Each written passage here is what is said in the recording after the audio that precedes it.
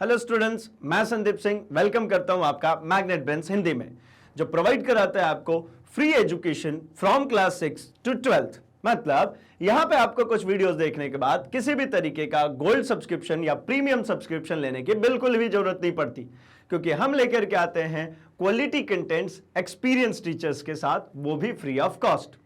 तो आज हम मिल रहे हैं अपने एक नए चैप्टर गति के साथ, जैसा कि हम अपने भौतिकी पोर्शन के साथ मिलते हैं, जो हमारा विज्ञान का ही एक हिस्सा है, जहां पे हम आज चर्चा करने वाले हैं गति के पूरे ही छोटे बड़े सभी टॉपिक, सभी कॉन्सेप्ट्स के बारे में। यहां पर हमारे पास आज के इस सेगमेंट में है बेसिक्स ऑफ गति, मोशंस, बेसिक्स ऑफ मोशन। अब इसमें होता क्या है भाई, तो इसका सबसे इनिशियल पॉइंट, सबसे फर्स्ट पॉइंट जो है वो है दूरी और विस्थापन। जैसा कि आपको पता है कि जब कोई ऑब्जेक्ट चलेगा, जब अपने स्थान में परिवर्तन करेगा, तो वह दूरी तय करेगा, और इसी के आसपास का एक और शब्द है जिसको हम कहते हैं विस्थापन, डिस्प्लेसमेंट। तो जरा देख लेते हैं कि ये दूरी और विस्थापन क्या होता है, किस प्रकार से इस पर गति जो है वो निर्भर करती है, क्या क्या इसके मैथमेटिकल फॉर्मुलेशंस आने वाले हैं, और सब कुछ। तो चलिए बिना समय पास किए हम स्टार्ट कर लेते हैं इस सेशन को और शुरू करते हैं हम अपना पहला टॉपिक, गति। तो चलिए भाई, गति क्या होता है? तो गति को समझने के लिए एक छोटी सी बात समझनी जरूरी है कि जो वस्तु होता है, जो पिंड होता है, उसकी कौन कौन सी भौतिक अवस्थाएं हो सकती हैं। तो किसी भी पिंड की ना दो भौतिक अवस्थाएं पॉसिबल है, या तो वो रुका हुआ है, या तो वो रुका हुआ है, स्थिर है, या फिर वो अपने स्थान में परिवर्तन कर रहा है, गतिज है। यही दो तरीके के ऑब्जेक्ट हो सकते हैं, या तो ये चुपचाप रखे हुए, या फिर ये देखिए ये क्या करे, गति करे। कोई तीसरी कंडीशन हो सकती है क्या किसी ऑब्जेक्ट की? तो आप कहेंगे नहीं, कोई वस्तु, किसी पिंड का सिर्फ दो ही स्टेट हो सकता है, या तो वो चुपचाप पड़ा हुआ, कोई स्थान में परिवर्तन नहीं, या फिर दूसरा ये हो सकता है कि वो अपने स्थान में परिवर्तन कर रहा हो। तो जैसे भाई स्थिर की बात कर रहे हैं, तो स्थिर का मतलब क्या हो जाएगा? तो स्थिर का मतलब हो जाता है, जैसे मान लीजिए एक मेज के ऊपर एक बुक रखी हुई है, ये हो गई हमारी मेज। इस मेज के ऊपर एक सिंपली हमने यहां पे कोई बुक रख दी है। अब ये बुक पड़ी रहेगी, कब तक पड़ी रहेगी भाई? जब तक कोई इसको ना हटाए। तो मतलब क्या हुआ, ये बुक अभी इस कंडीशन में कैसी है? रेस्ट कंडीशन में। उसी प्रकार से टेबल की मैं बात करता हूं, तो टेबल भी कैसा है भाई? रेस्ट कंडीशन में, स्थिर अवस्था में। और दूसरा क्या हो सकता है भाई? तो ऐसा, अब ऐसी बात कर लेते हैं, जो हमारी ये होती है फिसल पट्टी, तो भाई इसकी भी बात कर लेता हूं। ये क्या होता है भाई? एक बच्चा यहां पे बैठा, ये फिसलता हुआ यहां आ गया, तो जिस दौरान ये फिसल रहा होगा उसी को हम क्या कहते हैं भाई? गति, मोशन में। एक बॉल है यहां पे रखा, वो बॉल लुढ़कती हुई नीचे आ गई, मतलब वो किस में था? गति में था। रुका हुआ है, स्थान परिवर्तन नहीं कर रहा है, तो वो स्थिर है, रेस्ट है। अगर वो अपना स्थान परिवर्तन कर रहा है तो वो गतिज है, वो मोशन में। तो अल्टीमेटली जो गति है जिसकी हम बात करना चाह रहे हैं, ये क्या है भाई? तो ये जो है, ये पिंडों की भौतिक अवस्थाओं को निर्धारित करता है। अब थोड़ी सी बात कर लेते हैं इस गति के बेसिक टर्म्स की, कि ये गति खुद कहां से आई, ये है क्या? तो गति जो है ये अल्टीमेटली अगर कहें तो ये काइनेमेटिक्स शब्द के अंतर्गत, या काइनेमेटिक्स इसकी ब्रांच है, इसके अंतर्गत आता है। अब आप कहेंगे कि भाई हम तो हिंदी में जानते हैं, ये काइनेमेटिक्स हिंदी में क्या होता है भाई? तो एक ऐसी ब्रांच जिसमें गति के बारे में अध्ययन किया जाता है। चूंकि ये हमारे इंडियन लैंग्वेज से आया नहीं है, इसलिए हिंदी फॉर्म में नहीं है। तो क्या है भाई ये? तो जो गति शब्द है ये आया है काइनेमेटिक्स से। ये किससे आ गया भाई? काइनेमेटिक्स। और ये जो काइनेमेटिक्स होती है, इसमें से भी अगर देखें तो ये दो शब्द है। एक शब्द है यहां पे किनेमा, ये जो शब्द है किनेमा, और ये बाद की जो चीजें हैं ये तो आती है टू स्टडी ऑफ काइनेमेटिक्स, मतलब स्टडी ऑफ मोशन। ठीक है ना? तो ऐसी तरीके से समझिए, ये तो हमारे इंग्लिश से आया है भाई, ये जो हमारा वर्ड जो ग्रामर होता है उससे आया है ये TIS। इसको छोड़ते हम बात करते हैं इसकी किनेमा की। तो किनेमा का मतलब होता है टू मूव, इसका मतलब होता है टू मूव। इसका मतलब अपन समझ सकते हैं कि स्थान परिवर्तन, इसका मतलब हो गया स्थान परिवर्तन। तो एक ऐसी फिजिक्स की ब्रांच, एक ऐसी भौतिकी की ब्रांच जहां पर हम पढ़ रहे हो किसी भी वस्तु के स्थान में परिवर्तन के बारे में, तो उसी को हम कहते हैं क्या? काइनेमेटिक्स। उसी को हम कहते हैं क्या? काइनेमेटिक्स, गतिकी। उसी चीज को कहते हैं हम काइनेमेटिक्स, गतिकी, जिसमें मोशन हो रहा है, गति हो रहा है, चीजें एक जगह से दूसरी जगह जा रही हैं। और इसी का जस्ट अपोजिट शब्द है हमारा क्या भाई? रेस्ट, स्थिर। जब उसके स्थिति में कोई परिवर्तन नहीं आ रहा है, वो जहां रखा है वहीं का वहीं रखा हुआ है, वो अपने स्थान को परिवर्तन नहीं कर रहा है, तो उसको हम क्या कह लेते भाई? स्थिर, रेस्ट। अर्थात कुल मिला जुला करके हमें यह समझ में आया कि जो काइनेमेटिक्स है उसी ब्रांच के अंतर्गत आता है हमारा क्या टॉपिक? मोशन। इसका मतलब होता है कि वस्तु गतिज अवस्था में होगी, वस्तु जो है वो चल रही होगी, और जब वो वस्तु रेस्ट में होगी तो उसमें कोई स्थान परिवर्तन नहीं हो रहा है, वो वस्तु नहीं चल रही है। तो आई होप कि आपको यह समझ में आ चुका कि पिंडों की भौतिक अवस्थाएं क्या हो सकती है। तो पिंडों की भौतिक अवस्था हो सकती है या तो वो रुका है या फिर वो चल रहा है। अब हम बात कर लेते हैं भाई ये जो गति है इसकी क्या डेफिनेशन क्या होगी, इसकी परिभाषा क्या होगी। तो हमने यही देखा ना, कोई जो है वो अपने स्थान में लगातार परिवर्तन कर रहा है, ये अपने स्थान में लगातार परिवर्तन कर रहा है, इसका मतलब अभी इसकी स्थिति क्या है? इसकी स्थिति गतिज है, ये गति में है, ये चल रहा है। ठीक है, तो देखिए गति से आपको क्या शब्द याद रखना है? तो गति से शब्द सिर्फ और सिर्फ ये याद रखना है हमको, स्थान परिवर्तन। सिर्फ और सिर्फ हमें अपने दिमाग में इतनी सी ही बात याद रखनी है। जैसे ही कोई गति कहता है, मैं क्या सुनता हूं? स्थान परिवर्तन। सामने वाले ने गति कही, लेकिन मैं समझता हूं स्थान परिवर्तन। क्या होता है इसका मतलब भाई? तो आप ऐसा समझ लीजिए कि जब कोई वस्तु समय के साथ अपनी स्थिति में परिवर्तन करती है तो कहा जाता है कि वस्तु गति में है। समय के साथ जब वो अपने स्थान में परिवर्तन कर रहा है वस्तु, तो उसको कहा जाता है गति में है। हमारे आसपास गतिशील वस्तुओं के बहुत से उदाहरण हैं, जैसे उड़ते हुए पंछी गति कर रहे हैं भाई, स्थान परिवर्तित कर रहे हैं। कार की गति, कार चल रही है। धमनियों और शिराओं में रक्त की गति, जो हमारे धमनियों और शिराओं में जो रक्त चलता है, रक्त हमेशा ही गति करते रहता भाई, रक्त कभी रुका नहीं रहता हमारी बॉडी के अंदर, तो वो जो गति कर रहा है वो भी क्या है भाई? गति का ही उदाहरण हुआ। दौड़ते हुए बालक की गति, और न जाने कितने तरीके के और उदाहरण हम अपने आसपास की जगहों पे देखते हैं। जैसे और भी समझ सकते हैं, जैसे हमारी पृथ्वी है वो सूर्य के चारों तरफ गति कर रही है, परिक्रमा कर रही है, तो गति कर रही है अल्टीमेटली, है ना। चांद जो है हमारी पृथ्वी के चारों तरफ परिक्रमा कर रहा है। तो मतलब क्या है भाई? इस प्रकार से कोई भी पिंड, कोई भी द्रव्यमान अपने आसपास क्या करेगा? स्थान में परिवर्तन कर देगा। अगर वो स्थान में परिवर्तन कर रहा है, तब जिस दौरान, जिस समय पर वो परिवर्तन हो रहा था, उस समय को ही सिर्फ और सिर्फ उसी समय उस वस्तु को गति में कहेंगे। जैसे मैं अभी ये चल रहा हूं, मैं गति में हूं, ये मैं चल रहा हूं, ये मैं गति में हूं।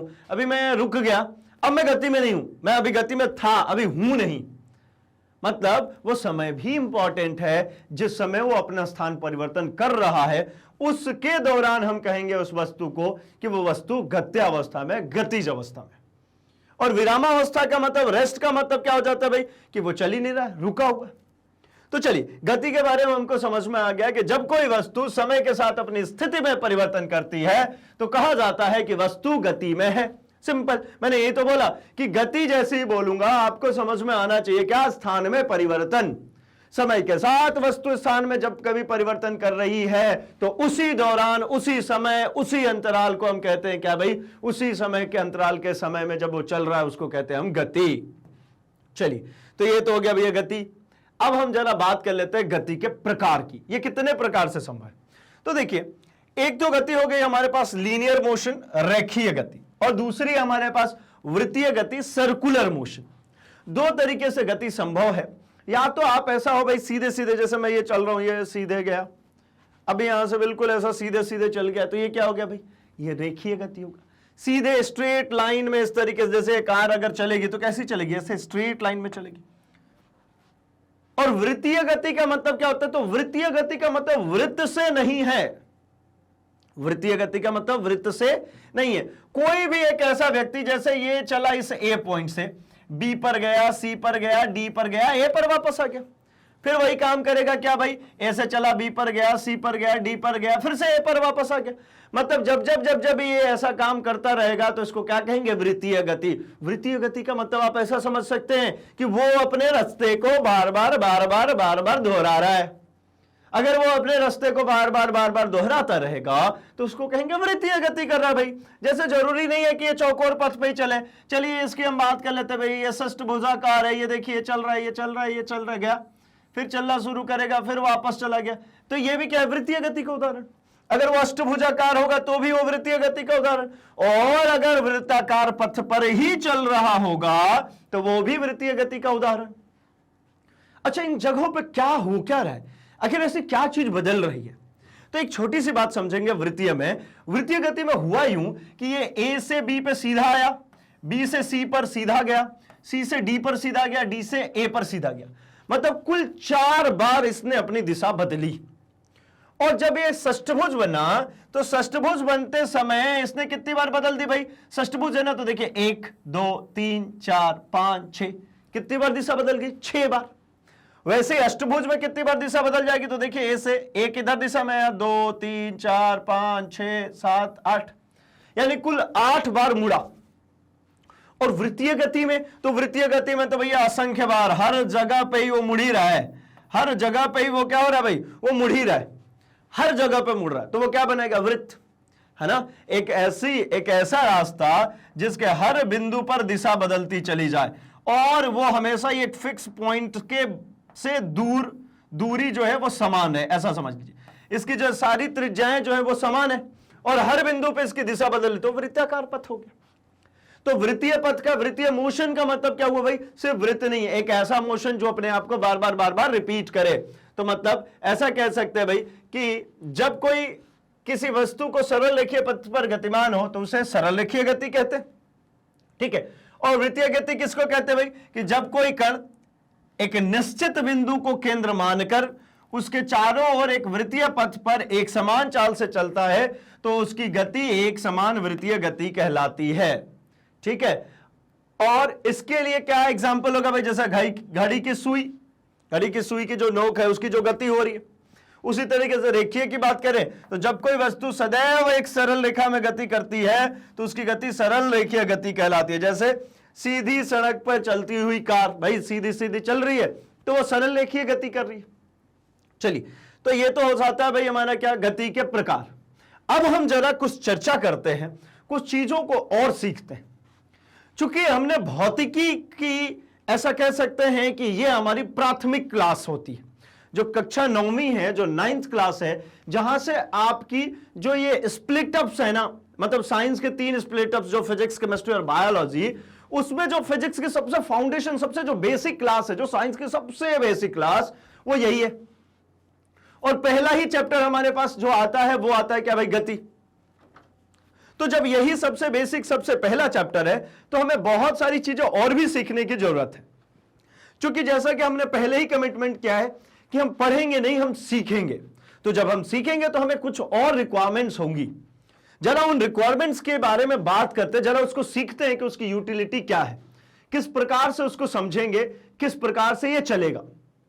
कारण क्या होता है कि भाई हमारे पास अगर जानकारियां कम होगी तो हमको याद करना पड़ेगा, रटना पड़ेगा। लेकिन जब हमारे पास जानकारियां होंगी, जब हम उसको समझ चुके होंगे तो हमें करना आसान हो जाएगा, इन सभी टॉपिक्स को समझना आसान हो जाएगा, इनके बारे में अपने आप को उसके अंतर्गत ढालना आसान हो जाएगा। तो हम शुरू करते हैं, जरा समझते हैं। तो हमारे पास भाई सबसे पहली चीज है भौतिक राशि और उसकी आवश्यकताएं। भौतिक राशि क्या होती है और उसकी क्या आवश्यकता है?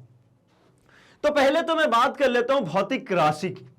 तो भौतिक राशि का मतलब अपन ऐसा समझ सकते हैं कि भौतिकी के अंतर्गत जो भी चीजें आती है, जो भी परिवर्तन आता है, उसके मापन के फलस्वरूप जो हमें प्राप्त होता है उसी को कहते हैं भौतिक राशि। तो सबसे पहले तो बात करते हैं भौतिकी क्या है। तो भौतिकी का मतलब, फिजिक्स का मतलब ही होता है भाई कि जो हमारे 5 सेंसिंग ऑर्गन्स है ना, वो पांचों में से कोई एक, कोई 2 या 3 उस चीज को सेंस करे तो ही वो चीज रियलिस्टिक है, वास्तव में एग्जिस्ट करती है, भौतिकी के अंतर्गत आती है। जैसे 5 कौन कौन से भाई? आंख, कान, नाक, त्वचा और जीभ। ये पांचों अलग अलग तरीके की चीजें सेंस करते हैं। जैसे जो आंखें हैं वो प्रकाश ऊर्जा को, नाक जो है वो स्मेल को, है ना, टंग जो है वो टेस्ट को, ठीक है। उसी तरीके से हमारा जो स्किन है वो प्रेशर को, टेम्परेचर को सेंस कर सकता है। ईयर्स जो है साउंड एनर्जी को। तो आप ऐसा समझ सकते हैं कि जिस चीज को महसूस कर पा रहे हैं, इन ज्ञानेंद्रियों के द्वारा जिन चीजों को हम महसूस कर पाते हैं, उन्हीं को कहते हैं हम भौतिकी के अंदर, उन्हीं को हम पढ़ते हैं भौतिकी के अंदर। तो अब जब हम भौतिकी के अंदर पढ़ते हैं तो इनके मापन की आवश्यकता हुई। क्यों हुई मापन की आवश्यकता? जरा इसकी भी हम बात कर लेते हैं। एक छोटी सी स्टोरी है जिससे हम इसको समझते हैं मापन को। शुरुआती समय में जब बिल्कुल आदमी मतलब अभी ग्रोइंग अप था, लाइक सिविलाइजेशंस नहीं थी, लोग एक साथ झुंड में नहीं रहते थे, तब कोई दिक्कत ही नहीं थी ना भाई। पूरा वन्य पड़ा हुआ है और आदि मानव टाइप अपन थे, तो भैया कुछ भी खा रहे हैं, कहीं भी पी रहे हैं, कुछ भी चल रहा है, किसी का कोई लेना देना नहीं था, है ना। किसी का अपना नहीं था कि भाई ये मेरा है ये तुम्हारा, ऐसा कुछ भी नहीं था। तब हमें कोई मापन की आवश्यकता नहीं थी, किसी मेजरमेंट की हमें कोई भी आवश्यकता नहीं थी। अब क्या हुआ भाई, धीरे धीरे जो हमारा विकास होना प्रारंभ हुआ, हम विकसित होते गए, है ना। तो जब हम विकासशील रहे, तब उन दौरान हमने क्या किया भाई, कम्युनिटीज में रहना शुरू किया, है ना, ग्रुप में, झुंडों में रहना शुरू किया। तो जब हम झुंड में रह रहे थे तब क्या हो रहा था? जब हम झुंड में रहने लगे तो हमने अपना एरिया डिसाइड करना शुरू कर दिया। हमने जंगल में अपने लिए एक एरिया डिसाइड कर लिया कि ये एरिया पर हमारा ही अधिकार होगा, इसके जो भी वन्य जीव होंगे वो हम ही खाएंगे, जो फूल फ्रूट्स जो होंगे वो हम ही खाएंगे, जो बहता हुआ पानी है वो हम ही इस्तेमाल करेंगे, हम दूसरों को नहीं करने देंगे। अब क्या हुआ भाई ऐसा? तो ऐसा होने से फायदा ये हो गया कि भाई आदमी सिस्टमैटिक तरीके से उसको इस्तेमाल कर पा रहा था। लेकिन थोड़े समय गुजरने के बाद ऐसे भी कुछ झुंड इकट्ठे हुए, ऐसे भी लोग इकट्ठे हुए कि उनको पता चला उनके पास खाने का तो पूरा पर्याप्त चीज है, पीने का कुछ भी नहीं है भाई। अब पानी नहीं है, तो पानी के लिए क्या करना पड़ेगा भाई? तो पानी के लिए मुझे है ना थोड़ी दूरी जानी पड़ेगी, लेकिन वो दूरी जब जाएंगे दूसरी जगह पे तो वो किसी दूसरे की टेरिटरी है भाई, कोई दूसरे झुंड वहां पे रहते हैं, तो अब कैसे चलेगा भाई? वो तो हमको पानी पीने नहीं देंगे, उल्टे में मार के खा जाएंगे।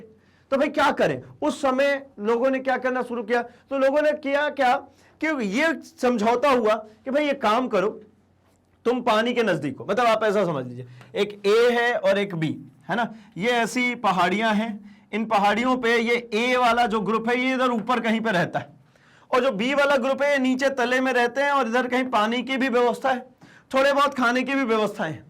लेकिन अब क्या होता है भाई, इसको तो पानी चाहिए, ये तो नीचे आएगा, नीचे आएगा तो इसको मार देंगे, तो क्या करें?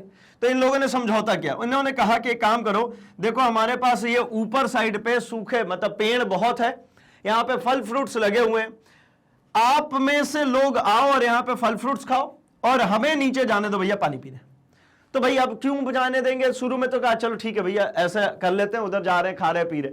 अब हुआ क्या कि भाई ये पानी पीने आए, और पानी तो भैया नेचुरल रिसोर्सेज था, मतलब पानी झरने की तरीके से बह रहा था, नदियों में बह रहा था, वो खत्म नहीं होना।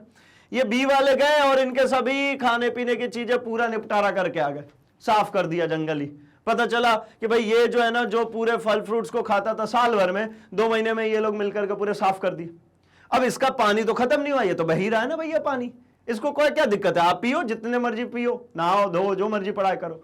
लेकिन भैया ये मतलब ये तो बड़ी दिक्कत वाली, अनफेयर डील हो गया ना।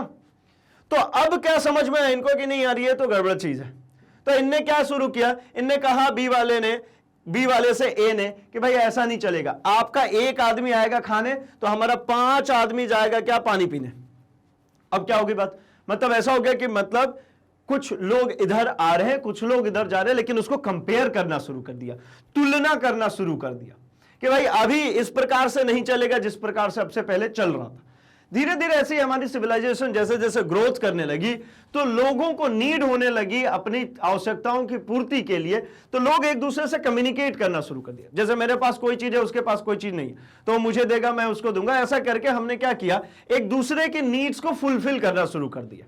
तो जब एक दूसरे की नीड्स को फुलफिल करना हम शुरू किए तो जरूरत किसकी पड़ गई भाई? मापन की। बिना मापन के कैसे देंगे? जैसे आप समझिए, आपको है ना लाइक चावल की जरूरत है, सामने वाले के पास चावल है और उसको गेहूं की जरूरत है और आपके पास गेहूं है, तो क्या करना शुरू किया भाई? आपने उससे चावल लिया और उसको गेहूं दिया, तो ये एक दूसरे को क्रॉस करके। अब कितना दे भाई? क्या कुछ जो मर्जी पड़ा है उठा करके दे दे, मेरे पास जितना गेहूं है दे दो और तुम्हारे पास जितना चावल है दे दो, ऐसा कुछ होगा क्या? तो समझ में आया बाद में कि नहीं भाई, इस तरीके से नहीं होगा, हमें कुछ ऐसे क्वांटिटीज बनाने पड़ेंगे जिससे हम इसको कंपेयर कर सके, तुलना कर सके। तो जैसे ही कम्युनिकेशन की बात आ गई, जैसे ही एक दूसरे से लेन देन की बात आ गई, जैसे हमें विनिमय की बात आ गई, वैसे ही हमको रिक्वायरमेंट हो गई मापन की। और मापन करने के समय पे जो मुझे रिजल्ट मिला उस मापन का, उसको ही हमने कहा राशि। क्या हो गई भाई? भौतिक राशि। फिर तो भौतिक परिवर्तन को मापने के लिए, जो फिजिकली चेंजेस चल रहा है उसको मापने के लिए प्रयुक्त इकाई तथा उसके संख्यात्मक मान को ही भौतिक राशियां कहते हैं। आप ऐसा समझ सकते हैं जैसे लिखा हुआ भैया 5 लीटर। अब ये 5 क्या है? तो 5 इसका संख्यात्मक मान है। ये क्या है भाई? ये इसका संख्यात्मक मान हो गया। और ये जो लीटर है, ये लीटर क्या हो गई भाई? तो इसकी इकाई हो गई। अब क्यों जरूरत थी इन दोनों की भाई? तो देखिए, संख्यात्मक मान मुझे इस बात को बताता है कितना है। जैसे अगर मैंने इसी जगह पे कह दिया 7 लीटर, मैंने कह दिया 7 लीटर, तो आपको इतना तो समझ में आने लगा ना कि ये इससे ज्यादा है। 7 लीटर जो है 5 लीटर से ज्यादा, तो क्वांटिटी समझ, मतलब कितना अमाउंट है उसका जो मैग्नीट्यूड है वो कितना है, वो समझ में आने लगा। और ये जो लीटर है ये बता रही है भैया इकाई। अब आप कहेंगे इस इकाई की क्या जरूरत थी भाई? तो ये जो इकाई है ये बताता है मापन की प्रकृति को, ये बताता है मापन की प्रकृति को। मापन की प्रकृति, अब कहेंगे ये क्या नई चीज आ गई भाई? तो मापन की प्रकृति का मतलब समझिए ना, मैंने यहां लीटर लिखा हुआ है, अभी यहां पे लिखता हूं मैं 7 kg। अब बताइए kg से, इस लीटर से अगर मैं कहता हूं 12 मीटर, तो इस मीटर से आपको क्या समझ में आता है? तो आप ये कहेंगे ये 7, 12, 5, 7, ये सब तो संख्यात्मक मान हो गया, ये तो उसकी अमाउंट हो गई, मैग्नीट्यूड हो गई। लेकिन ये जो है ना मीटर, केजी, लीटर, ये बता रहा है उसके प्रकृति को। प्रकृति मतलब भाई, तो आप कहेंगे भाई ये लीटर में नापा है ना, ये कोई लिक्विड है। ये जो लीटर में नापा है ये क्या भाई? ये लिक्विड है। अगर इसी प्रकार से मैं कहता हूं ये 12 मीटर, आप तुरंत कह देंगे ये भैया डिस्टेंस मेजर किया गया है, ये दूरी मेजर की गई है। अगर मैं आपसे कह देता हूं 7 kg, तो आप कह देंगे कोई ठोस है जिसको तौला गया है। अर्थात ये समझ में आया कि ये जो मापांक है, ये जो 5, 7, 12, ये सब जो नंबर सारे, ये उसके अमाउंट को बताते हैं। और ये जो यूनिट है ये बताती है कि वो किस तरीके की चीज की मेजरमेंट है, किस चीज को नापा गया है। अर्थात किसी भी मापन से प्राप्त होने वाली जो चीजें होती है वो यही होता है कि आपके पास में होगा एक संख्यात्मक मान और इसके साथ में होगी एक इकाई, तभी पूर्ण माना जाता है भाई किसी भी मापन को। आपने सिर्फ और सिर्फ 7 रख दिया, इसका कोई मतलब नहीं। जैसे ही मैंने ये 7 के साथ में लिख दिया दर्जन, तो आपको तुरंत दिमाग में क्लिक हो गया कि भाई दर्जन मतलब गिनती है, कोई ऐसी चीज है जिसको गिना जा सकता है, तौला नहीं जा सकता, है ना। लीटर बोला तो आपको समझ में आ गया तो वो लिक्विड है, मीटर बोला तो आपको समझ में आ गया तो लेंथ है। मतलब क्या है भाई? तो भौतिक जो राशि है उसको एक्सप्रेस करने के लिए 2 चीजों की रिक्वायरमेंट हुई, एक संख्यात्मक मान की, दूसरी उसकी यूनिट की। अब एक और ट्विस्ट आ गया। वो ट्विस्ट क्या है भाई? तो वो ट्विस्ट ये है कि इस नंबर से तो मुझे कोई तकलीफ नहीं है, ये तो बता दिया कितना है, क्या है। ये जो लीटर, मीटर, केजी, ये सब आ रहे ना, इनमें बड़ा ही दिक्कत है भाई। ये क्या है, ये किस तरीके से चलेगा, इसके क्या, कैसे वेरिएट होगा, कैसे तय कर रहे हैं कि ये यही चीज होनी चाहिए, कुछ और क्यों नहीं रख दिया। तो भाई इसके लिए जरा बात समझते हैं कि ये जो भौतिक राशियां हैं ना, ये 2 तरीके की होती है। जो भौतिक राशियां हैं ये 2 तरीके की, एक होता है सदिश और एक होती है अदिश राशि। अब एक छोटी सी और बात मैं बताते चलूं इसमें कि आपको ये जो लेक्चर अभी चल रहा है इसको देखने के बाद आपको ये लग रहा होगा कि इस प्रकार की जो चीज है वो एनसीईआरटी तो लिखती नहीं है भाई, एनसीईआरटी में तो ऐसा कुछ नहीं लिखा कि सदिश अदिश डिफरेंस। तो मैं आपको बताते चलूं, जो हमारी एनसीईआरटी जो बुक है वो एक रेफरेंस बुक है, उसके अकॉर्डिंगली अगर हम चलते हैं तो उसमें हमको सभी टॉपिक्स देखने को मिल जाते हैं। बट वहां पर जितने कंटेंट्स हमारे पास आते हैं वो बहुत ही सिस्टमैटिक और बहुत ही कंसाइज वे में आते हैं, इसलिए उसको थोड़ा और एक्सप्लोर कर रहे हैं ताकि आपके लिए ये चीज इजी हो जाए। आप जैसे ही पढ़ेंगे अपने में तो उसमें एक डिफरेंस की जगह पे एक लाइन में सिंगली आपको देखने को मिल जाता है सदिश और अदिश राशि। अब हम क्या नहीं करते, तो उस बुक पे साइड में भी दिया रहता है वो क्रियाकलाप, साइड में भी कुछ और इंफॉर्मेशन दी होती है कि सदिश अदिश किसको कहते हैं, तो हम उसको क्या कहते हैं भाई स्किप छोड़ के चले जाते हैं। तो भैया आप छोड़ेंगे तो दिक्कत होगी ना उसमें, तो इसलिए यहां पे हम उन सभी चीजों को कवर कर रहे हैं, क्योंकि हमने कहा ही था कि यहां पे हम हर एक छोटे बड़े एस्पेक्ट्स को देखने वाले हैं, कुछ भी नहीं छोड़ने वाले, सभी छोटे बड़े एस्पेक्ट्स को हम देखेंगे। तो चलिए हम बात कर लेते हैं भौतिक राशि की। तो जो भौतिक राशि है वो दो तरीके की होगी, एक हो गई सदिश राशि और एक हो गई अदिश राशि। अच्छा, सदिश, सदिश का मतलब क्या, दिशा सहित। सदिश इसका मतलब, तो मुझे तो यही समझ में आ रहा भाई, इसका मतलब हो गया क्या, दिशा सहित। ठीक, अच्छा उसी तरीके से अदिश, ये विपरीतार्थक शब्द जैसा नहीं लग रहा क्या, अपोजिट वर्ड्स। अदिश, अदिश मतलब अदिश, तो इसका मतलब तो मुझे लग रहा है दिशा रहित। इसका मतलब क्या हो गया भाई, दिशा रहित। एक है दिशा सहित, एक है दिशा रहित। सहित मतलब जिसमें दिशा हो, एक जिसमें दिशा ना हो। अब ये दिशा का क्या रोल है भाई, अभी तक तो बात कर रहे थे कि उसमें है ना एक यूनिट होगी और एक नंबर होगा। अब ये दिशा और क्या चीज आ गई इसके अंदर, तो भैया ये जो दिशा है ना, ये ही तो डिसाइड करती है कि जो भी भौतिक परिवर्तन हुआ है उसका परिमाण क्या है, मतलब किस तरीके से हुई है। अर्थात मैं ऐसा कुछ कहता हूं कि वही बल लगता है दरवाजा को खोलने में भी और दरवाजे को बंद करने में भी, दोनों में ही बल उतना ही लगेगा ना। दरवाजा वही है, उतना ही भारी दरवाजा है, मैं भी वही हूं जो दरवाजा खोल भी रहा हूं बंद भी कर रहा हूं, बल उतना ही लग रहा है। अच्छा, बल एक तरीके की भौतिक राशि है भाई, बल उतना ही लग रहा है, इसके बावजूद ऐसा क्यों हो रहा है कि मैं इधर कर रहा हूं दरवाजा बंद हो रहा है, इधर कर रहा हूं तो खुल रहा है। अब आप कहेंगे नहीं ऐसा ही दरवाजा हमने लगाया भाई, बंद भी होता है और खुलता भी है, तो हाँ भैया दरवाजा इसी के लिए लगाते हैं। लेकिन अब डिफरेंस क्या है, क्यों ऐसा हो जा रहा है कि एक तरफ से दरवाजा बंद हो रहा है एक तरफ से खुल रहा है, मतलब वहां पर दिशा की इंपॉर्टेंस है ना। अगर आपको ये नहीं समझ में आता तो और छोटी सी बात करते, जो बॉटल के ढक्कन होते हैं, अब भैया इधर साइड से ही बंद होते उधर साइड से ही खुलते, ये फिक्स है ना, लगभग जितने बॉटल्स खरीदते हैं ऐसा ही होता है। क्या आपने कोई बॉटल ऐसा देखा है जैसा ऐसा करो तो खुल जाएगा, ऐसा उल्टा करो तो बंद हो जाएगा? तो आप कहेंगे नहीं, सभी बॉटल्स में एक ही तरीके से होता है। तो क्या है ऐसा, क्यों इसकी इंपॉर्टेंस आ रही है? तो भाई दिशा इंपॉर्टेंट है। बहुत सारी ऐसी राशियां हैं जिसमें दिशा की इंपॉर्टेंस है और बहुत सारी ऐसी राशियां हैं जिसमें दिशा की कोई इंपॉर्टेंस नहीं है। जैसे हमारी आयु, हमारी आयु को या हमारी आयु को किस में मेजर करते हैं भाई? टाइम है ना, ये समय है, एज क्या है, समय। इसको मेजर करने के लिए दिशा की कोई लेना देना नहीं भाई, कोई डायरेक्शन से कुछ भी मतलब नहीं है। मुझे ऐसा थोड़ी कि पूरब दिशा की तरफ मैं बढ़ रहा हूं, मेरी एज पूरब दिशा की तरफ बढ़ रही है, मेरी एज ऊपर की तरफ बढ़ रही है, ऐसा कुछ भी नहीं है।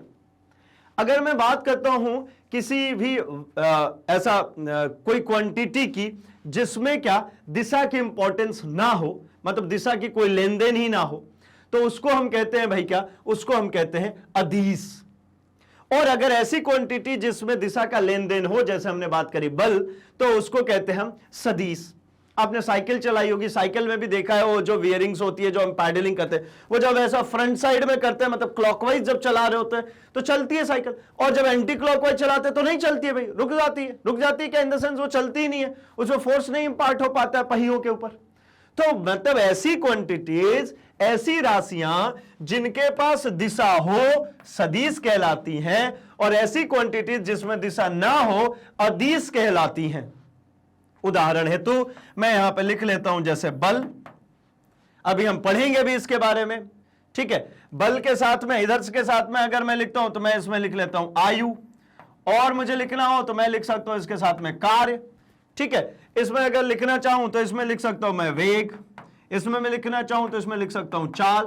तो ऐसे बहुत सारे उदाहरण उपलब्ध हैं अपनी भौतिक राशियों के सदिश और अदिश को बताने के लिए। तो भाई ये तो हो जाती है हमारी सदिश अदिश कि भाई सदिश का मतलब दिशा सहित, अदिश का मतलब दिशा रहित। बस इतनी सी बात है भाई, नाम से भी क्लियर है ना भाई। सदिश, सदिश मतलब दिशा सहित, अदिश मतलब दिशा रहित। तो जरा बात कर लेते हैं हम इनके बारे में, और कि वह भौतिक राशि जिसके परिमाण एवं दिशा दोनों ही होते हैं सदिश राशि कहलाते हैं। एक बात समझिए, सदिश हो या अदिश, परिणाम तो सब में होगा ना, मापांक तो सब में आएगा ना, नंबर सभी में आएगा, नंबर सब में आएगा भाई, तो परिमाण तो सब में ही होगा। लेकिन सदिश में क्या हो जाता है भाई, परिमाण भी और दिशा भी। इसमें परिमाण भी होगा और दिशा भी होगा, जैसे वेग, बल, विस्थापन, संवेग इत्यादि। अब ये सब क्या होते हैं, तो अभी घबराने की बिल्कुल जरूरत नहीं। हम अभी सिर्फ और सिर्फ सदिश और अदिश सीख रहे हैं, वेक्टर और स्केलर को समझ रहे हैं। अभी हम उस बात पे आए ही नहीं है कि भैया वेग क्या होता है, कैसे होता है, अभी जस्ट हम करेंगे। हम तो उसके लिए बेस तैयार कर रहे हैं, फाउंडेशन तैयार कर रहे हैं। तो इसको लिखने का जो तरीका होता है सदिश को, कोई भी अल्फाबेट अगर वो सदिश को रिप्रेजेंट करती है तो उसके ऊपर एक एरो। इसी प्रकार से जैसे बल लिखना हुआ तो फोर्स ऊपर में एक एरो, ठीक है। अब इससे क्या मतलब क्या होता है कि भाई अगर एरो लगा तो दाहिने तरफ ही चलेगी क्या, अगर कोई वस्तु जो है वो इधर की तरफ बल लग रहा तो क्या एफ पर उल्टा ऐसा वेक्टर लगाएंगे, ए अगर लेफ्ट हैंड साइड में आ रही तो ऐसा लगाएंगे क्या, अगर एफ पे बात करें ऊपर की तरफ जा रहा है तो इधर लगाएंगे क्या, एफ पर नीचे की तरफ जा रहा है तो ऐसा लगाएंगे तो क्या, तो नहीं, ये सब बिल्कुल नहीं।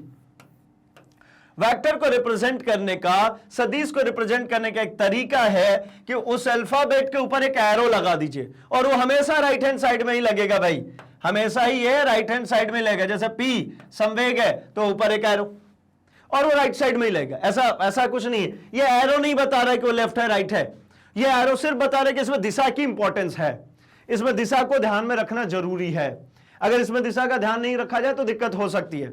जैसे आप सभी ने देखा होगा पाइप्स है ना, प्लास्टिक वाले जो आजकल नॉर्मल पाइप्स आते हैं, उसको भैया ज्यादा जोर से अगर ऐसा कस दिया तो चटक जाएंगे ना, तो उसमें दिशा की जरूरत पड़ेगी ना। आपको दिशा नहीं ज्ञात होगा तो दिक्कत आएगी। जैसे हमने बॉटल की ढक्कन की बात करी, तो सदिश का मतलब आपको समझ में आ चुका है। मैं थोड़ी बात कर लेता हूं अदिश की। अदिश मतलब वह भौतिक राशि जिसमें केवल परिणाम होता है, दिशा नहीं होता है। अब जब उसमें दिशा नहीं होता है तो भैया अदिश राशि है। समय, क्षेत्रफल, आयतन, चाल, दूरी, ताप, घनत्व, ये सब अदिश है, इनमें दिशा का कोई लेन देन नहीं है। समय को क्या मतलब दिशा से, आयतन को क्या मतलब है दिशा से, चाल को क्या कोई मतलब नहीं भाई, दूरी को कोई मतलब नहीं, टेम्परेचर को क्या मतलब है दिशा से, इनमें दिशा की कोई इंपॉर्टेंस नहीं। मतलब ऐसा एक सिंपल बात भाई कि परिमाण प्लस दिशा, तो ये हो जाएगा सदिश। और यही चीज जहां पर सिर्फ और सिर्फ क्या हो, परिमाण, सिर्फ और सिर्फ परिमाण, दिशा जहां पर नहीं हो उसको कह दूंगा मैं अदिश। बस इतनी सी बात याद रखनी, इसके आगे कि आपको कोई भी रामायण याद नहीं रखनी भैया, इसमें सिर्फ इतनी सी बात याद रखिए, परिमाण प्लस दिशा होगी तो सदिश, और परिणाम सिर्फ और सिर्फ होगी, दिशा नहीं होगी तो अदिश। बाकी चीजें बिल्कुल भूल जाइए, क्योंकि इसमें अभी इतना ज्यादा तरीके से एंटर करने की हमें आवश्यकता नहीं पड़ रही है। कारण है उसका कि हमने अभी पढ़ा नहीं इसको, चाल, दूरी, ताप, ये सब अभी पढ़ा नहीं, अभी हम आने वाले हैं। तो हम तो इसके लिए तैयार कर रहे हैं कि जब हम पढ़ रहे होंगे चाल को तो हम कह सके कि ये सदिश है कि अदिश, इसमें दिशा इंपॉर्टेंट है कि नहीं है। तो चलिए एक डिफरेंस जरा देख लेते हैं हम दोनों के बीच में, सदिश और अदिश के बीच में। ये इंपॉर्टेंट होता है, क्या है भाई, यहां से कंपेयर हो जाएगा पूरा। एक अदिश राशि वह राशि है जिसमें मात्र परिमाण होता है, और सदिश राशि वह है जिसमें परिमाण तथा दिशा दोनों ही होते हैं। ये जो होता है अदिश जो होता है, ये परिमाण बदलने पर बदल जाती है, जबकि सदिश परिमाण या दिशा, या तो परिमाण बदलिए या दिशा बदलिए या दोनों बदल दीजिए, ये बदल जाएगा भाई। जैसे जो वृत्तीय गति कर रहा होगा उसके अगर वेग की बात करूंगा तो उसका हर समय क्या हो रहा है भाई, दिशा बदल रहा है, भले वो कांस्टेंट स्पीड से चल रहा है लेकिन दिशा बदल रहा है। तो मतलब वो सदिश राशि होती है भाई जिसमें परिमाण और दिशा दोनों इंपॉर्टेंट होते हैं। दिशा बदलेंगे तो भी वैल्यू बदल जाएगी, और अगर उसका परिमाण बदलेंगे तब तो बदलना ही बदलना भाई, नंबर बदलेंगे तो बदलेगी ना। अगला, इन्हें गणित के नियमों से हल कर सकते हैं। इसको अभी तक जितने भी कैलकुलेशन आपने पढ़ा सब अदिश था, क्योंकि नॉर्मली आप ऐड या सब्ट्रैक्ट कर देते थे। लेकिन सदिश के बात करते हैं तो ये गणित के नियम से हल नहीं होते, इनके लिए अलग नियम है। इनके लिए एक ऐसा नियम है, जैसे मैं ये कहता हूं कि 5 न्यूटन का बल मैंने किसी के ऊपर लगाया, ये ऐसा मान लाता हूं, मैंने इधर से कुछ बल लगाया, इस व्यक्ति ने इधर से बल लगा दिया, ये ए ने इधर बल लगाया, बी ने इधर बल लगाया, ठीक है, इसको भी अभी हटाते भाई, ए ने इधर बल, बी ने उधर, दोनों एक दूसरे के विपरीत लगा रहे हैं, तो आपको पता है कि इन दोनों का बल जो हो जाएगा वो क्या हो जाएगा, घट जाएगा ना, ए माइनस बी। अब वही एक चीज, एक ऐसा वस्तु है इसके ऊपर ए भी इधर ही बल लगा रहा है, बी भी इधर ही, दो लोग एक ही तरफ इसको धका रहे हैं भाई, तो दोनों का बल जुड़ जाएगा, ए प्लस बी। ये तो हम सभी को आता भाई, एक साइकिल है उसको दो लोग धकाना शुरू करें तो जुड़ जाएगा ना दोनों का बल, और एक इधर से धका रहा है, एक उल्टा धका रहा है, तो क्या होगा भाई, वो घट जाएगा। तो मतलब ये जो हमारा नियम था अदिश का, उसके हिसाब से नहीं, ये सदिश नियम के अनुसार चल रहा है। इसके एग्जाम्पल जो हो गए भाई, ऊर्जा हो गई, शक्ति हो गई, ताप हो गई, दूरी हो गई, इसका हो गया बल, विद्युत क्षेत्र, वेग इत्यादि। तो ये हो जाते हैं भाई सदिश और अदिश में डिफरेंस। हम इसको बार बार इसलिए रिपीट कर रहे हैं क्योंकि आपके इधर इधर इधर इधर इसको बिल्कुल फ्रेम करना है भाई, इधर बिल्कुल परमानेंटली फिक्स करना है, ताकि आप चाहेंगे तो भी आपके दिमाग से नहीं जाएगा, और आई होप कि बिल्कुल नहीं जाना चाहिए, क्योंकि सदिश मतलब दिशा सहित, अदिश मतलब दिशा रहित। खत्म, बढ़े आगे। चलिए, तो अब हम बात कर लेते हैं जरा कुछ और पॉइंट्स की, कुछ और टर्म्स की, जिसमें हम कहते हैं क्या भाई, मूल बिंदु की हम जरा बात करते हैं। ओरिजिन किसको कहते हैं, यहां पे ये एक इंपॉर्टेंट टर्म है, और ये चैप्टर को इनिशिएट करने से पहले हम जानबूझ के सभी चैप्टर में जरूरत पड़ने वाली सभी चीजों को तैयार कर रहे हैं, है ना। ये जो कह सकते हैं ना कि युद्ध पे जाने से पहले सभी सामान, सभी साजो सामान बिल्कुल तैयार कर लेते हैं, बिल्कुल ऐसे हम तैयार कर रहे हैं, क्योंकि जब चैप्टर स्टार्टिंग में आएंगे ना, जब चैप्टर के टॉपिक्स पे आएंगे तो बहुत तेजी से बनेंगे, बहुत इजीली बनेंगे, और मजा तब आता है ना जब हमको पता हो, पहले से हमको उसके बारे में पता हो रहा हो, वो अप्लाई हो रहा हो, इंप्लीमेंट हो रहा हो, तो बड़ा मजा आता है भाई। तो जरा शुरू करें क्या, हम ओरिजिन को समझना। तो ओरिजिन भी कुछ नहीं है, ये भी आपको आता है भाई। सबसे अच्छी बात तो ये है कि आप सभी को सब कुछ आता है, हम तो सिर्फ उसको सिस्टमैटिकली अरेंज कर रहे हैं। हम नया कुछ नहीं देंगे, जो आपको आता है उसी को मॉडिफाई करेंगे। क्यों? मॉडिफिकेशन इजी होगा, इजी होगा। तो चलिए समझते हैं। आप सभी ने ग्राफ बनाया होगा ऐसा। अब इस ग्राफ में क्या करते हैं भाई, तो एक बीचों बीच यहां पे पॉइंट मार्क करते हैं, जिसको हम कह लेते हैं जीरो, और इसी जीरो को हम कहते हैं क्या, ओरिजिन। इसी को कहते हैं हम क्या, मूल बिंदु। ऐसा समझ सकते हैं, इसको क्या कह दिया हमने, मूल बिंदु। अब ये मूल बिंदु एक्चुअल लाइफ में क्या होती है, तो देखिए मूल बिंदु का एक्चुअल लाइफ में क्या होता है भाई। आम बोलचाल की भाषा में कोई कहता है कि इस चौराहे से रेलवे स्टेशन 20 किलोमीटर उत्तर में है। अब बताइए, ये चौराहा है, ऐसा ही हम कहते हैं भाई, ऐसा ही हम भी कहते हैं, है ना। ये हो गया भाई हमारा चौराहा, ठीक है, अच्छा सा चौराहा बन जा, हाँ, ये हो गया भाई हमारा चौराहा, ठीक है।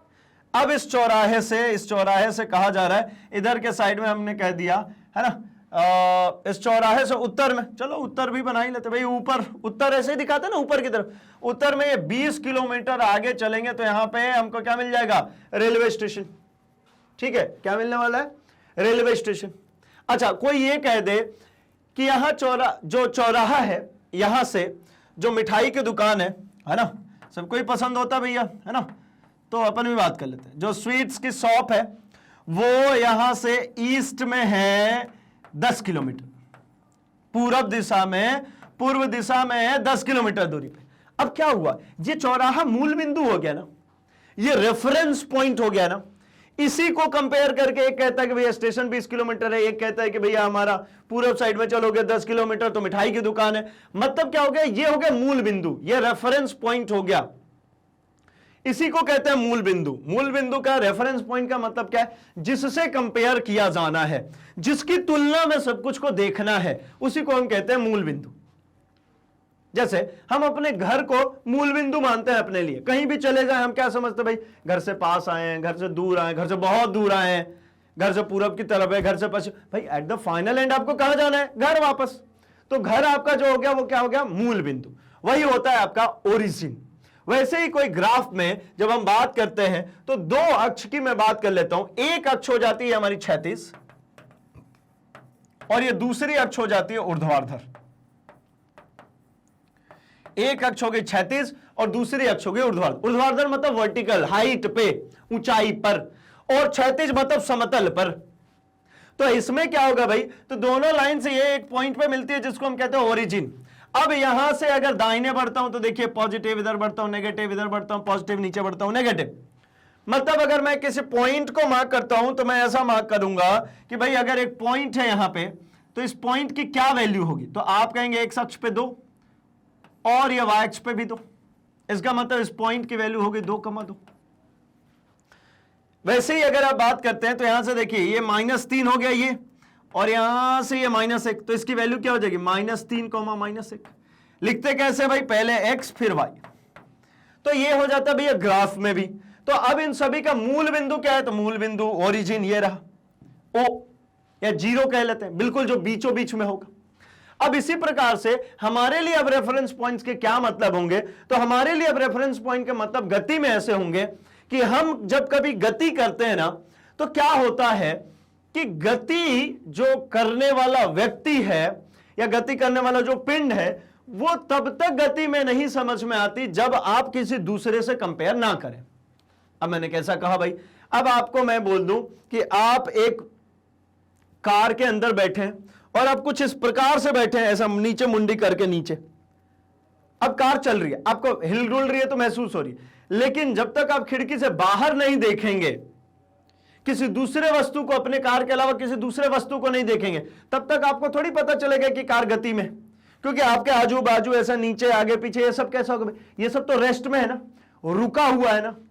ऐसा थोड़ी है कि पड़ोस, मतलब कार में बैठे हैं, अपने बाजू वाली सीट पे कोई बैठा तो वो आगे चला जाएगा, मैं पीछे रह जाऊंगा, ऐसा कुछ भी नहीं भाई। अगर हम गति में हैं तो हमारे कार के अंदर मान लीजिए 4 लोग बैठे, तो हम चारों आपस में स्थिर हैं, हम आपस में चारों गति में नहीं हैं, हम कार की तुलना में गति में नहीं हैं, हम बाहर के तुलना में गति में। मतलब हम जैसे मान लीजिए आप एक गाड़ी से ऐसा जा रहे हैं, सपोज ये थोड़ी अच्छी गाड़ी है ना, तो हमारी ऐसी गाड़ी है भैया अच्छी वाली।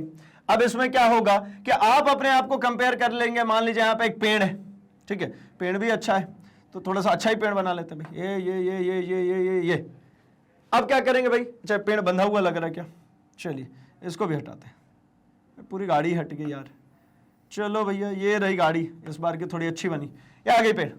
अब क्या करेंगे, अब पेड़ कैसा भाई, तो पेड़ तो स्थिर रहेगा ना, पेड़ चलेगा क्या, पेड़ तो नहीं चलेगा ना भाई। अब हम बड़े हो गए, अब हमारे पेड़ नहीं चलते हैं, तो आप बोलेंगे छोटे पे चलते थे क्या, हाँ कार्टून में चलते थे ना अपने पेड़ छोटे पे, तो भैया वास्तव में नहीं चलते, वास्तव में ये पेड़ अपनी जगह पर है, ये गाड़ी जब चल रही है, तो अगर इसमें बैठा हुआ व्यक्ति अगर ये बाहर की तरफ देखेगा तो वो पाएगा कि ये रुका हुआ है और मैं इसके रेस्पेक्ट में इसके करीब जा रहा हूं, फिर थोड़ी देर बाद देखेगा मैं इसको छोड़ करके आगे बढ़ चुका, तब इसको एहसास होगा कि मैं गति में हूं। या मैं ऐसा कहूं कि मैं यहां पे भैया बाहर खड़ा हूं, मैं यहां पे बाहर खड़ा हूं और मैं कुछ स्थिरावस्था में चीजों को और इस गाड़ी को, दोनों को मैं देख रहा हूं, तो ये गाड़ी चलती हुई जा रही है भैया, अपना स्थान परिवर्तन कर रही है और मैं स्थिर हूं, तो मुझे लगेगा ना कि वो गति कर रही है। अच्छा इसका एक और इल्यूजन है बड़ा मजेदार सा, अगर आप में से जो भी लोग ट्रेन से सफर किए हो, ट्रेन से यात्रा किए हो, तो कई बार कोई स्टेशन पे ऐसा होता है, ऐसी जगह पे बैठिए कि आपकी ये रही ट्रेन और ये रही पड़ोस में एक और ट्रेन जो प्लेटफॉर्म पे खड़ी है ना, बिल्कुल आजू बाजू में। अब दोनों ही ट्रेन रुकी है, आप इस खिड़की से, आप यहां पे अपनी खिड़की से बैठे बैठे ऐसी जगह हो जहां पर सिर्फ और सिर्फ ये ट्रेन दिख रही हो और कुछ भी नहीं दिख रहा, मतलब पटरी नहीं दिख रहा, खंबे नहीं दिख रहा, कुछ भी नहीं, सिर्फ ट्रेन दिख रही हो। अब क्या हुआ ना, ये ट्रेन धीरे से चालू हो गई, चलने लगी, तो मुझे एहसास होता है कि अरे यार मेरी ट्रेन चलने लगी, जबकि ये ट्रेन चल रही है। पहले ये वाली खिड़की, पहले मान लीजिए ये फर्स्ट, फिर सेकंड, इधर से थर्ड खिड़की आ रही है, तो मुझे लगता है कि ऐसा नहीं, ये रुकी है, मैं अब ये चल रहा हूं। लेकिन जैसे ही मैं अपनी खिड़की से इधर झांकता हूं, यहां पे खड़ा हुआ खंबा, पोल, मुझे दिखता है यार ये मेरा तो खंबा जो था वहीं का वहीं पड़ा हुआ है, तो ये मतलब ये हो गया कि ये मैं नहीं, ये पड़ोस वाली ट्रेन चल रही थी। ऐसा इल्यूजन बहुत लोगों को होता है भाई। तो ये किसका केस है भाई, ये रेफरेंस पॉइंट का, जिसके रिस्पेक्ट में मैं देख रहा था वो मोशन में थी, मुझे एहसास हो रहा था हमें।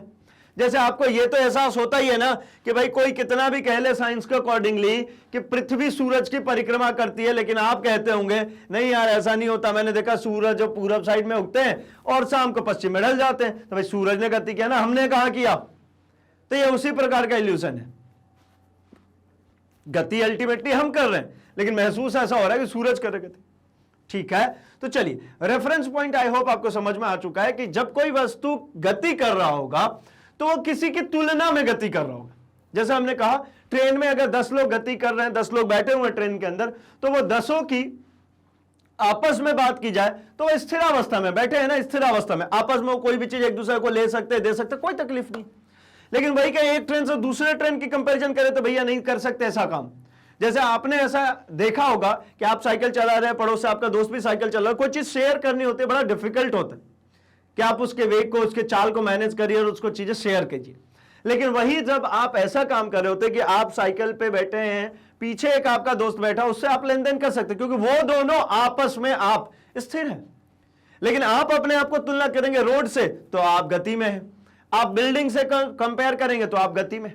मतलब हम गति में कहने के लिए हमें किसी चीज से कंपैरिजन आवश्यक होती है, और जिससे कंपेयर करते हैं उसी चीज को हम कहते हैं क्या भाई, उसको रेफरेंस कहते हैं। और उसी प्रकार से एक पॉइंट है हमारे पास मूल बिंदु। मूल बिंदु का मतलब एक ऐसी जगह जो किसी भी वस्तु की स्थिति को बता पाती है। मतलब किसी वस्तु की स्थिति को बताने के लिए हम एक निर्देश बिंदु की आवश्यकता होती है जिसे हम मूल बिंदु कहते हैं, है ना। यह निर्देशांक की आवश्यकता होती है। जैसे मैंने कह दिया कि आप यहां से ईस्ट में, आप सबसे पहले ईस्ट में 1 कदम चलिए और फिर आप 3 कदम चल दीजिए किधर भाई, नॉर्थ में, तो आप इसी पॉइंट पे पहुंचेंगे। ये पॉइंट क्या हो जाएगा, ये पॉइंट है मेरा 1,3।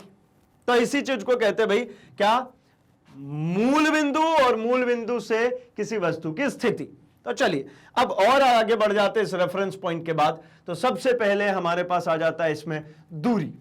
यह हमारा वेरी फर्स्ट टॉपिक है भाई, दूरी।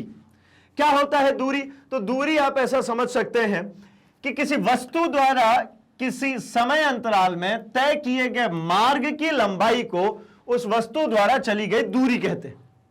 मतलब कोई व्यक्ति जो है, कोई वस्तु जो है, वो एक निश्चित समय अंतराल में, यहां पे समय अंतराल का बहुत बड़ा रोल है भाई, वो एक फिक्स टाइम इंटरवल में, निश्चित समय अंतराल में एक जगह से दूसरी जगह जा रहा है, अपने स्थान को परिवर्तित कर रहा है। तो जब भी स्थान परिवर्तन होगा ना, चेंज ऑफ प्लेस होगा ना, उसको ही हम मेजर करते हैं किसमें, दूरी के रूप में। अर्थात मैंने जैसा कि आपको सिखाया कि गति जैसे ही बोले, इसका मतलब आपको सुनाई पड़ता है स्थान में परिवर्तन, और इस स्थान में परिवर्तन को मेजर करने के लिए क्या आता है भाई, दूरी। जो उसके स्थान में परिवर्तन हुआ उसी को हमने क्या कह दिया, दूरी। यही है भैया दूरी। अब इस दूरी की जो इकाई होती है, जो इसका मापन होगा, वो इकाई होती है मीटर। जो इसकी एसआई यूनिट होती है वो होती है मीटर, और इसकी जो सीजीएस यूनिट होती है, इससे जो छोटी इकाई होती है वो होती है क्या भाई, सेंटीमीटर। और भी आप बात करेंगे तो मिलीमीटर। ठीक है, तो सेंटीमीटर तक सफिशिएंट है अभी के लिए इसमें। तो भाई हमारी जो स्टैंडर्ड यूनिट है, ये जो इकाई है, ये कैसी हो गई, एसआई। एसआई मतलब स्टैंडर्ड यूनिट जो है वो है मीटर। इसको जब भी मेजर किया जाएगा, किसमें मेजर किया जाएगा, मीटर में। और सेंटीमीटर इससे छोटी इकाई है, इसकी छोटी इकाई जो है वो सेंटीमीटर है। बहुत छोटे वैल्यूज को मेजर करना होगा तो सेंटीमीटर में करते हैं, लेकिन जब मीटर में मेजर करने की बात करते हैं, मतलब स्टैंडर्ड यूनिट में इसको मेजर कर रहे हैं। तो दूरी क्या हो गई भाई, किसी वस्तु द्वारा समय, एक निश्चित समय अंतराल में जितने मार्ग को उसने कवर किया, जितने मार्ग पे वो चला, उसी को हम कहते हैं दूरी। अब आते हैं हम एक अगले पॉइंट पे और उसकी चर्चा करते हैं विस्थापन की। अब विस्थापन क्या होता है भाई, तो विस्थापन जो है ये किसी वस्तु के प्रारंभिक स्थिति और अंतिम स्थिति के बीच में न्यूनतम दूरी को कहते हैं। अच्छा, ये दूरी और विस्थापन को जैसे ही हम अभी डेफिनेशंस देख लेते हैं, जरा इनके बारे में भी हम तुलना देखते हैं, कंपैरिजन देखते हैं, क्या है दोनों में अंतर, ताकि हमें यह समझ में आ पाए कि आखिर ये विस्थापन को क्यों इंट्रोड्यूस कर रहे हैं। तो देखिए, किसी वस्तु के प्रारंभिक स्थिति और अंतिम स्थिति के बीच की न्यूनतम दूरी को, अर्थात एक व्यक्ति है, ये ऐसा, ठीक है, ये हमारा पॉइंट ए और ये हमारा पॉइंट बी। ये ए से चले, ये घूमते फिराते ये वापस आ गए बी पे। अब ये कौन सा रास्ता है भाई, आपको तो पता होगा ये कौन सा रास्ता है। तो देखिए, ये रास्ते के नाम के बारे में बताऊंगा भैया, ऐसे रास्ते पे आप भी चले हैं और इसका नाम आपको याद भी आ गया होगा, खैर मैं भी बताऊंगा। मैं थोड़ा सा पहले बता लूं कि ये हुआ क्या। तो एक तो दिख रही है हमारे ए और बी के बीच में दूरी ये, ठीक है, और इस ए से बी के बीच की इसी दूरी को हम कहते हैं विस्थापन, इसको हम कहते हैं विस्थापन। क्या है ये? न्यूनतम दूरी है मेरे प्रारंभिक बिंदु ए और अंतिम बिंदु बी की, और ये जो है ए से ये घूमता हुआ बी तक, ये पूरा जो है इसको कहते हैं हम दूरी। मतलब विस्थापन भी एक तरीके का दूरी ही है, लेकिन कैसा? इसको हम कहते हैं न्यूनतम दूरी, सबसे छोटी दूरी। कहां से भाई? इनिशियल और फाइनल पॉइंट के बीच। जैसे हम स्कूल में भैया क्लासरूम से छुट्टी लेते हैं पानी पीने जाने के लिए, तो पानी पीने ऐसा जाते हैं, ये सीधा ए से चले बी तक पहुंच गए, ठीक है, सीधा गए पानी पिए। अब बारी आती है भाई किसकी, है ना, सॉरी एक काम करते हैं ना, बी से ए पर जाते भाई, ए पर पानी पीने जाना है हमको, बी से सीधे सीधे ऐसा चल के गए, ए पर पानी पिया, यहां पे हमारा पानी पिया। अब भैया क्लास में आनी है, तो क्लास में कैसे आ जाएंगे? आ जाते हैं क्या ए से सीधे? भी नहीं, अब ए से निकलते हैं, ये गैलरी में घूमेंगे, ऑफिस की तरफ जाएंगे, स्टाफ रूम में जाएंगे, ग्राउंड में जाएंगे, ये लाइब्रेरी की तरफ जाएंगे, ये फिर रिसेप्शन एरिया से होता हुआ, ये बरामदे से होते हुए क्लास में, यही करते हैं ना। तो ये जो वापसी जो थी हमारे क्लासरूम में वापस आने का, वो ये था भाई, वो क्या था? दूरी। और ये जैसे ही हमने क्लासरूम से निकले और सीधे पानी पीने पहुंच गए, तो ये था हमारा विस्थापन। स्कूल जाते समय लेट होता भैया सीधे सीधे, और वापस आते समय भाई स्कूल से छूटे, ग्राउंड में जाएंगे, फिर कुछ खाने पीने जाएंगे, घूमते फिर आते, मार्केट से वर्केट से होते होते घर आते, तो वो क्या हो गए भाई? वो दूरी। अब बताइए, जब ये ऐसा ऐसा ऐसा ऐसा घूम के आते, क्या दिशा बता सकते हैं मुझे कि किधर किधर किधर किधर घूम के आ रहे थे? नहीं, दिशा बहुत बार बदल गई। मतलब दूरी जो होती है इसमें दिशा नहीं बता पाते, लेकिन जब विस्थापन की बात करते तो ये देखिए स्ट्रेट बिल्कुल ये ए से बी के बीच की दूरी। तो ये न्यूनतम दूरी को ही हम क्या कहते हैं? विस्थापन कहते हैं। और इसमें दिशा भी इंपॉर्टेंट होती है, दिशा भी हम बता सकते हैं। मतलब दूरी और विस्थापन दोनों एक ही तरीके की चीज होगी, तो इसकी भी जो एसआई यूनिट होगी, जो एसआई मात्रक होगा, वो इसकी भी हो जाएगी मीटर, एम। इसको भी मीटर में ही मेजर करते भाई, दूरी को भी और विस्थापन को भी, दोनों को मीटर में मेजर करते।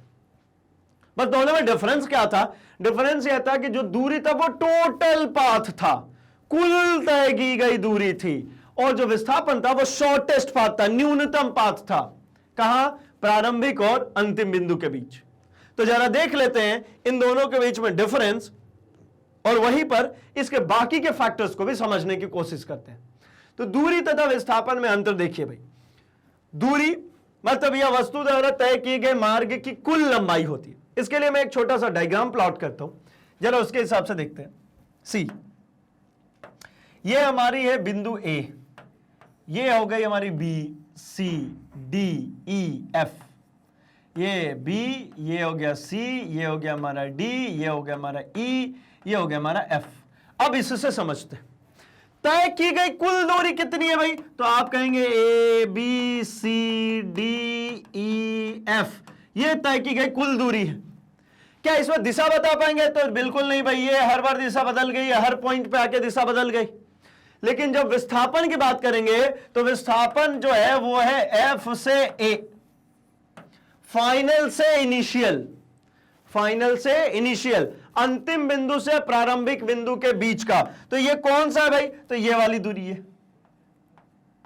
ये जो डॉटेड बना हुआ है, ये डॉटेड वाला हो गया हमारा विस्थापन। ये न्यूनतम यही है ना, सबसे बीच की बची हुई दूरी यही है।